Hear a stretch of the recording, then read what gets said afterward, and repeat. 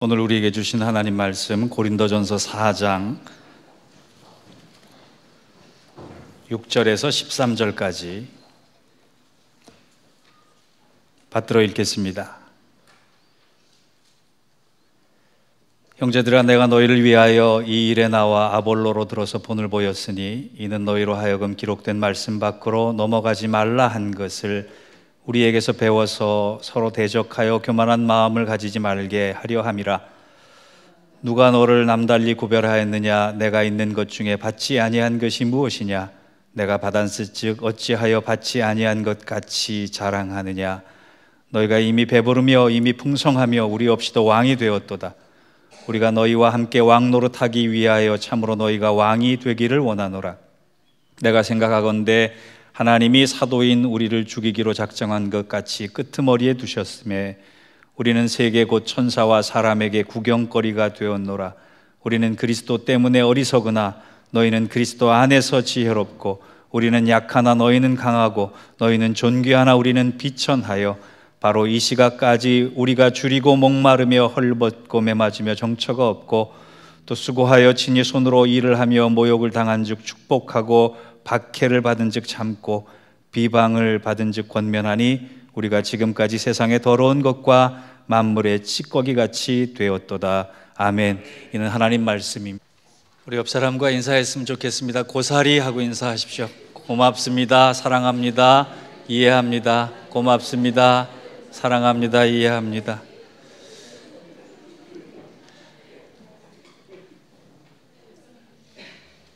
다섯 번째 주일이 있는 때는 신앙의 전수와 또 믿음의 한 공동체성을 위해서 우리가 연합 예배 드립니다.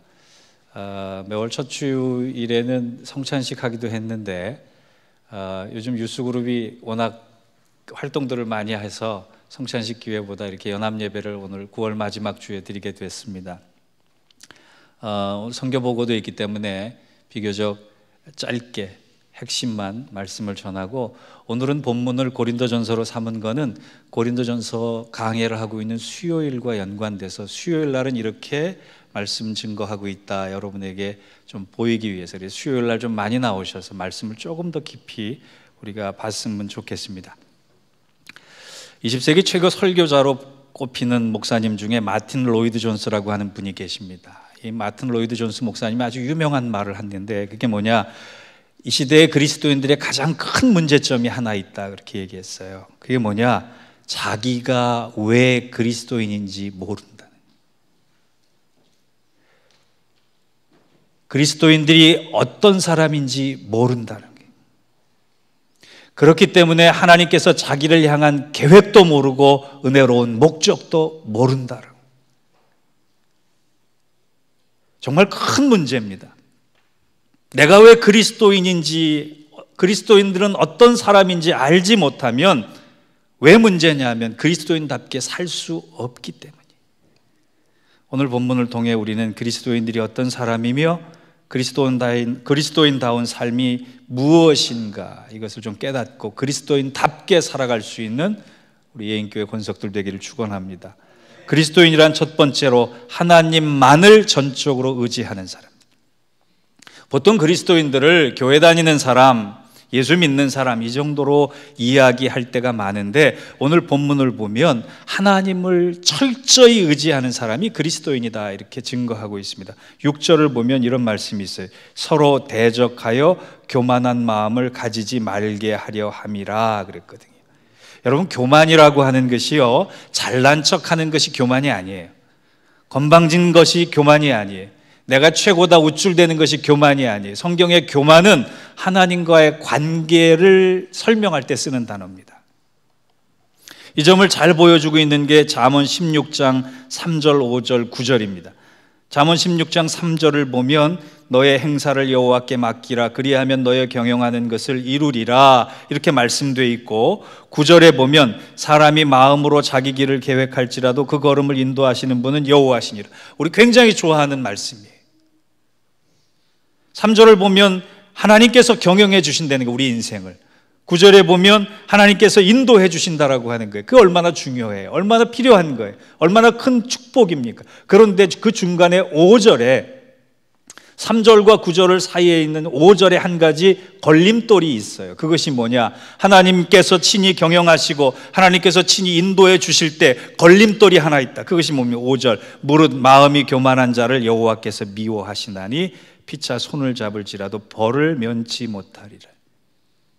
하나님께서 인도하시고 싶고 하나님께서 복 주시기를 원하시는데 교만한 사람은 하나님이 미워하실 수밖에 없다는 거예요. 그러면 교만이란 무엇인가? 성경은 뭐라고 얘기하느냐? 휘레네 파노스라고 하는 성경의 교만이라고 하는 단어는 두 가지 뜻입니다. 첫째, 나를 다른 사람 위에 올려놓는 것. 둘째, 자신의 힘과 방법으로 살아갈 수 있다 여기는 것. 이게 교만이에요. 하나님 없이도 난 살 수 있다고 생각하는 순간에 하나님 보시기에는 교만한 사람이 되는 거예요. 그 교만한 사람을 하나님은 어떻게 하신다? 미워하신다. 그런데 교만한 사람의 반대말이 어떤 사람이냐? 겸손한 사람이에요. 겸손한 것은 예의 바르다가 아니에요. 겸손하는 철저히 하나님을 의지하고 하나님께 맡기고 사는 사람. 여러분 어떤 사람 되시기 원합니까? 어떤 삶으로 여러분의 인생을 꾸려가시길 원하십니까?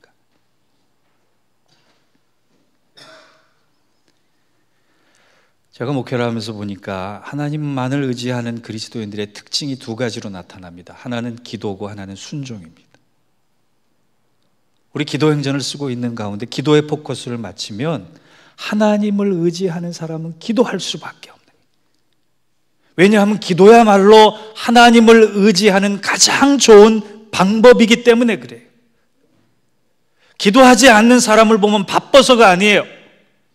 기도하지 않는 사람을 내면해 보면 그야말로 그 안에 하나님 없이도 내가 살아갈 수 있다라고 하는 교만한 씨앗이 있기 때문에 그래요.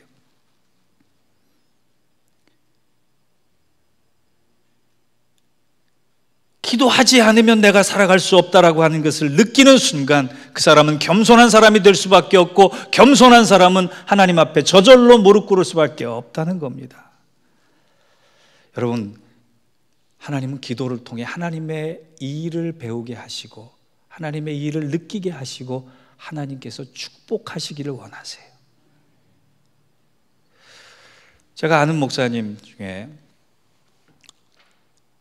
국민학교 6학년 때 미국으로 이민 오신 목사님이 계시는데 이분이 아버님이 미국에 오셔서 소명을 받으시고 개척을 하셨어요. 목사가 되신 다음에 개척을 하셨어요.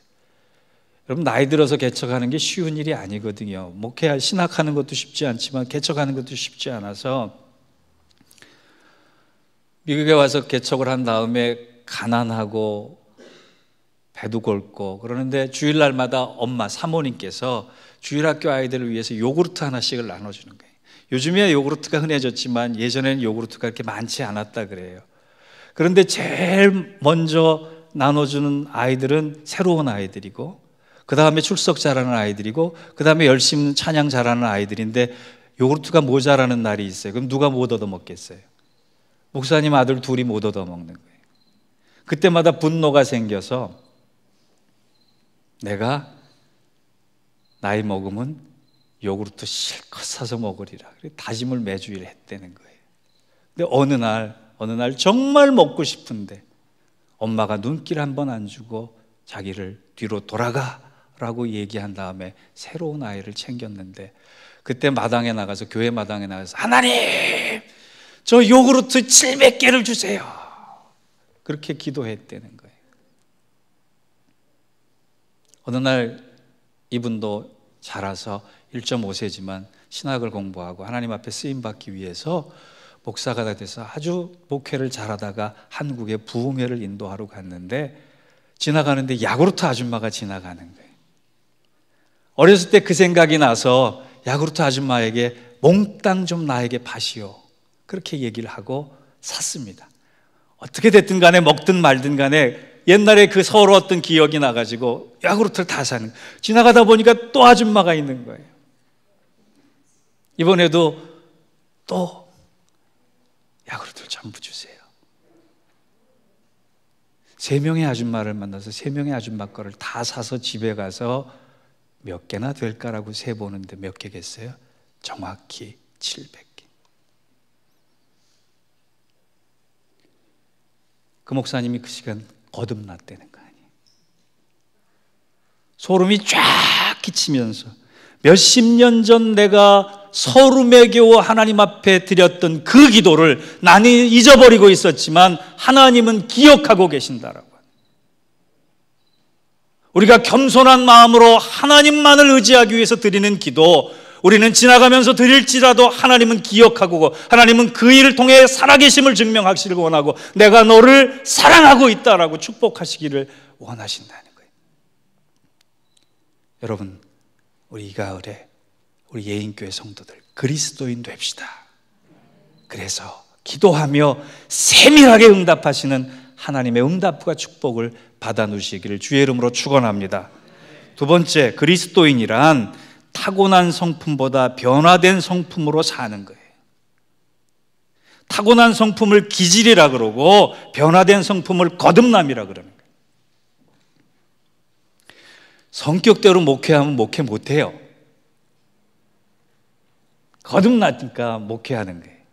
성격대로 직분 감당하려면 못해요. 거듭나서 변화된 성품으로 직분 감당해야 되는 거예요. 제가 어느 날 청년하고 이렇게 얘기를 나누는데 뭘 물어보는데 청년이 그러더라고요. 목사님 그거 개취예요? 그러더라고요. 개취? 개냄새? 그거를 애들이 개인의 취향이라고 하는 말의 줄임말이에요. 그래서 10대들이 잘 쓰는 줄임말을 한번 찾아봤어요. 그랬더니 이런 게 있더라고요. 복세 편살. 카톡 같은 데 하면 10대들이 이렇게 쓴대요. 오늘 알아들으시면 돼요. 복세 편살 쓰면 복잡한 세상 편하게 살자. 세젤, 세상에서 제일 빼박 켄트, 빼도 박도 켄트 한다. 난닝겐, 영어의 낫과 일본의 닌겐이라는 인간의 합성어, 인간도 아니다. 갈비, 갈수록 비호감. 고답, 고구마 100개 먹은 것처럼 답답하게 구는 사람. 햇볕이 애교 빼문 시체. 장미단추, 장거리에서 보는 미남 미녀인데 가까이서 보면 추남추녀다. 현시창, 현실은 시궁창. 여적여, 여자의 적은 여자. 따뜻한 아메리카노 줄임말. 한인타운에 가셔서 따 한 잔 주세요 그러면 젊은 애들은 알아들어요. 한 잔 주세요 그러면 아이스 아메리카노. 듣보잡, 듣도 보도 못한 잡놈. 안물안궁, 안 물어봤음, 안 궁금함. 별다줄, 별걸 다 주려. 별다고, 별걸 다 고쳐. 그런데 저는 이 별다고에 꽂혔어요. 별다고, 별걸 다 고쳐. 그리스도인은 주님 안에서 주님을 만나는 순간 나의 별거를 다 고칠 수 있는 사람이 되는 것입니다. 오늘 본문 8절을 보면요, 바울이 고린도 교회 그리스도인들을 책망해요. 뭐라고 책망하느냐? 너희가 이미 배부르며 이미 풍성했다라고. 부자가 됐다라고 하는 뜻이 아니라 영적으로 배불러서 하나님도 필요 없고 하나님도 채우지 않고 하나님으로부터 떨어져 나가는 그런 상태를 얘기하는 거예요. 나는 이제 완전한 그리스도인이 됐기 때문에 더 이상 하나님이 필요 없어. 하나님의 의가 필요 없어. 하나님의 복음이 필요 없어. 하나님의 말씀이 필요 없어. 그래서 사도 바울이 너희들은 변하지 않았다. 여전히 미워하고 여전히 시기하고 여전히 질투하고 여전히 욕심내고 여전히 거짓스럽고 여전히 교만하다라고 야단치고 있는 거예요.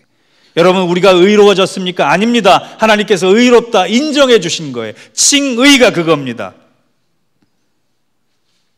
우리는 내 안에 선한 것이 하나도 없다고 고백할 수밖에 없는 연약하고 죄가 많은 존재예요.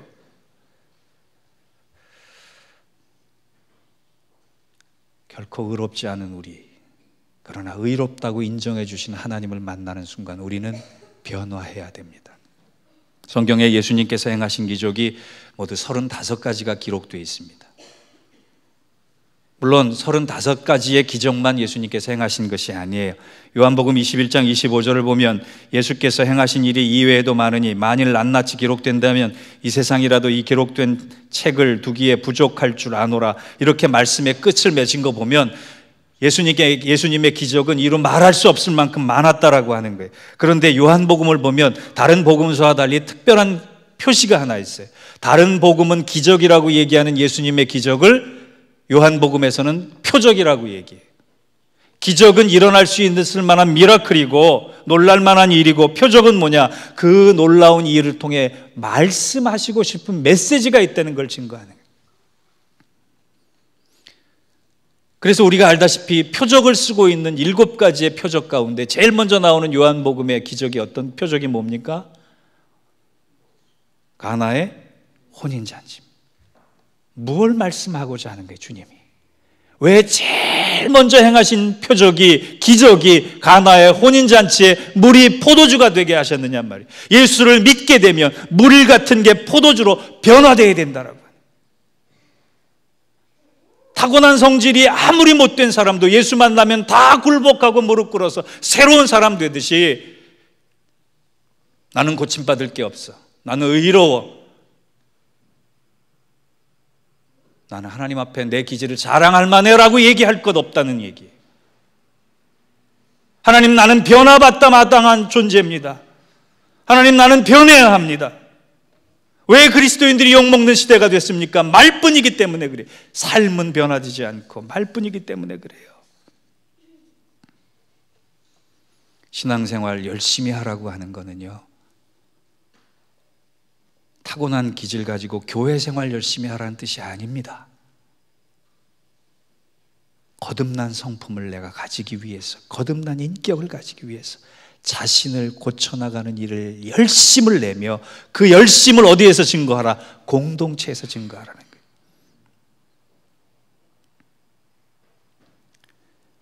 교회는, 아까 장로님 기도하셨지만, 교회는 많은 숫자가 오는 게 중요한 게 아니에요. 그 안에 얼마나 주님을 통해 변화된 사람이 많은가, 그 변화와 건강성에 하나님께서 영광을 받으시길 줄 믿습니다. 변화에 대한 열망을 가지시기 바랍니다. 주님, 내가 이것부터 변화되길 원합니다. 주님, 이것부터 새롭게 되길 원합니다. 내가 타고난 기질이 있어도 이 기질을 십자가에 못 박고 변화된 성품으로 주님 섬기며 살겠습니다. 그렇게 다짐할 때 우리는 어느 순간 소망이 넘치는 그리스도인이 되어 있을 줄 믿습니다. 그 은혜와 축복이 여러분에게 함께하길 바랍니다. 마지막 세 번째로, 그리스도인은 그리스도의 삶을 보여주는 사람이에요. 오늘 우리가 읽은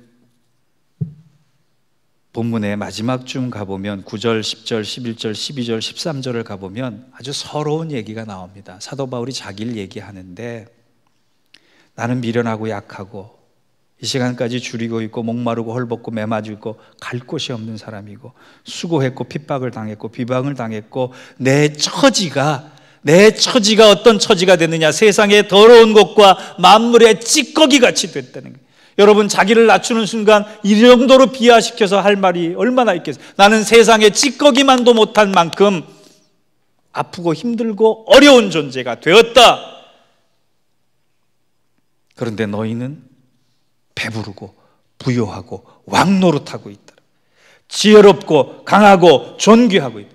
최상과 최악이 극명하게 대비가 되고 있어요. 그런데 사도 바울은 결코 너희들이 부럽지 않다라고 얘기합니다. 왜? 너희들은 그것으로 인해 그리스도를 닮아가지 않고, 나는 이 비천한 일들을 통해, 아프고 힘든 일들을 통해 그리스도를 닮아가고 있다라고 얘기하고 있는. 여러분, 사도 바울을 보면 예수님 생각이 납니까? 고린도 교회, 분쟁이 있는 고린도 교회를 보면 예수님 생각이 납니까? 헬리나 오웬의 책 가운데 아주 도전적인 책의 제목이 있어요. 헬리나 오웬이 그리스도인을 단 한마디로 설명했어요. 그리스도인이란 예수를 생각나게 하는 사람들. 여러분이 저를 보면 예수님 생각이 나면 저는 성공한 목사예요.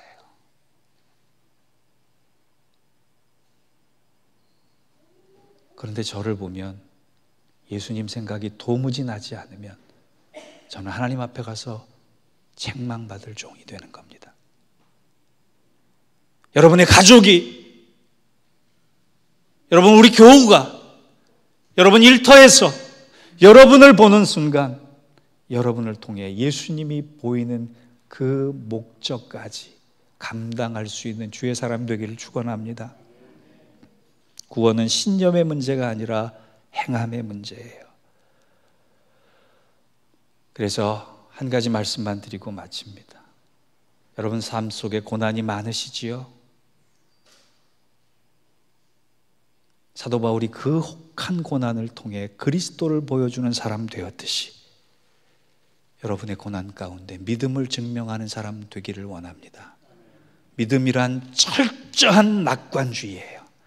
왜? 하나님이 무조건 잘되게 만들어 주실 것이다가 아니라 어떠한 형편과 어떠한 처지와 어떠한 조건 속에서도 하나님의 사랑은 여전히 하나님의 길은 내 생각과 다르고 합력하여 선을 이룰 수 있는 하나님의 결론으로 나를 인도하시길 것이기 때문에 믿음과 열정을 가지고 하나님께서 나를 붙들고 계심을 확인하며 내 인생, 내 고통의 시각도 바꿔서 그 고통을 잘 믿음으로 감당함으로 말미암아 고통 가운데 있는 중에 가장 아름답게, 가장 멋있게 여러분의 삶을 통해 그리스도를 보여주는 그러한 사람들 되십시오. 저는 이번에 중국을 가면서 작년과는 다른 마음으로 갑니다. 작년에는 혼자 가는 것 같았어요. 근데 올해는 훨씬 더 상황이 안 좋아졌는데 든든하게 갑니다. 그럴 일은 없겠지만 하나님이 저를 감옥 속에 넣으신다 할지라도 나는 그 속에서 찬송하고 기도할 것입니다. 그 찬송과 기도를 통해 내가 목사고 내가 그리스도인임을 그 중국 땅에 전하고 싶어졌기 때문에 여러분의 기도와 사랑이 있어서 그렇습니다. 여러분 흔들리지 말고 고난 속에서 아픔 속에서 여러분의 믿음을 증명하고 그리스도를 보일 수 있는 우리 모두가 되기를, 그래서 참된 그리스도인을 찾을 때 우리 예인교회 권속들이 가장 먼저 하나님 눈에 띌 수 있는 축복이 있기를 주의 이름으로 축원합니다. 기도하겠습니다. 하나님 아버지 감사합니다. 세상이 우리를 볼 때 예수가 생각나는 사람 되게 하시고 그 길을 걸어가는 동안 우리가 하나님만 의지하는 사람 되게 하시고 변화된 성품으로 무사람들을 주님 앞으로 인도해낼 수 있는 복된 사람들, 복된 사명자들 되게 하여 주옵소서. 예수님의 이름으로 기도하옵나이다. 아멘.